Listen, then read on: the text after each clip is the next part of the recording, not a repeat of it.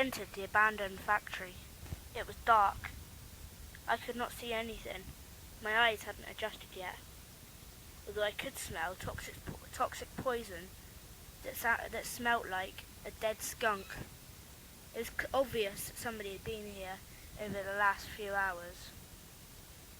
I carried on far from my journey. There was a desk in the middle of a room with a candle lit on it. There was workbenches around the outskirts of the room with test tubes with things that looked like fruit smoothies in it. I heard some bats screeching.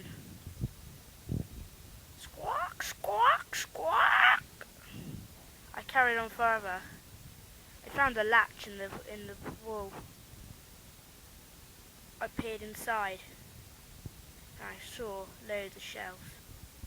I squished and squashed through the latch to find myself in a massive library. Or was it a library? It could have been anything. It could be a bank vault. Could have gold in it. I carried on further. I leant on one of the books. A door opened in the wall. I crept inside to find nothing. I carried on further, but that didn't help. I waited there for hours and hours and hours, but nobody came. Especially not my master. Just bats. I turned around. Shrepper the Snoozer was there. I was terrified. What are you doing, boy? Get out of my hideout. You'll be gone. Your friends and brothers and sisters will be executed by tonight. You will have to raid the Bank of England to get this back. Come with me, little boy. Come to the Tower of London. You will see your friends suffering madness. But I don't want to see my friends in madness. Anyway, boy,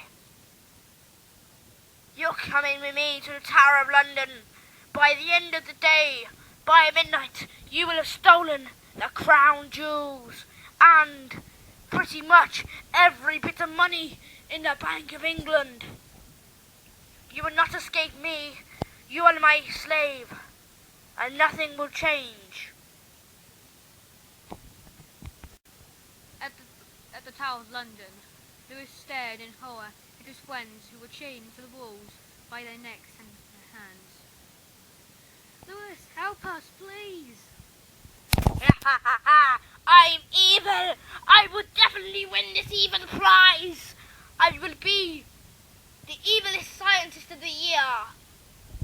Although I was terrified, Shrepper knew I was cleverer than him. He knew that I invented a time watch. I got into bed that night. I put on my pyjamas. I pulled back my blanket, got inside, went to sleep.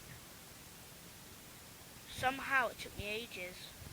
I knew Shrepper had come to my house. He had my address. Or he could just use his mind to think of a key that would go through the door. He had that power. Anything he thought would happen. So he could have put the key through the door and stole the time watch. But luckily I had solved that. I put it in my cupboard with all my toys. He's not going to know that it's in my toy cupboard. He can't tell the time watch from a blooming rat. I got to sleep. I reassured myself that he wouldn't come in. I woke up as a dark figure standing in my doorway. Was it Shrepper? Don't be afraid. I peered over the blanket. The man in his 30s stood there. He wore a beige waistcoat and a sparkly red bow tie. His hair was long and blonde, with a lock going down over his eye. He looked like a girl. Who are you? I said, hoping it wasn't Scrapper in disguise. Don't be afraid, he said again, in his Irish accent. But it was getting on my nerves. I'm Fred. MIS has gave me this invention to give to you. They understand that Scrapper is on your ass. He's a criminal bitch. He got out a pen-like device and put it in my hand. To be continued. Next time, the pen is revealed. Great robbery at the bank. Off with the head at the Tower of London, and much more. See you next week's episode to find out what happens. A.